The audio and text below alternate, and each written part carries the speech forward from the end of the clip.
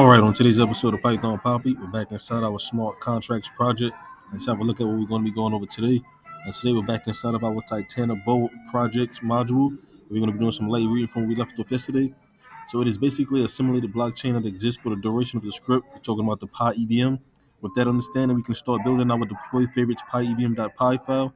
We will start with using the define main and if name equals main scripts. Note we can put in a pass keyword or just a placeholder print statement for now inside of our define main until we're ready to write the actual script. Once that is done, we will go over our terminal and type in this command of the UVVENV.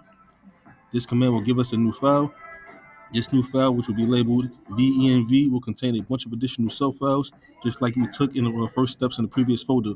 Now, these additional files it will contain will have the bin, the lib64, the get ignore, the cache directory.tag, and the pyevm.configuration.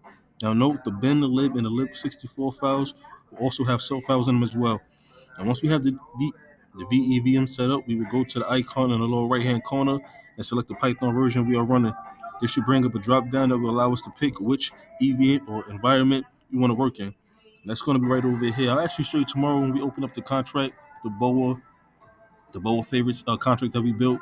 I'll actually open that up and show you what it looks like. I'll show you the sub files and everything else that's going on with that because you haven't seen it as of yet. So stay tuned for that. But of course, I will keep you posted every step of the way. For now, it's Python Papi. You guys stay Gucci.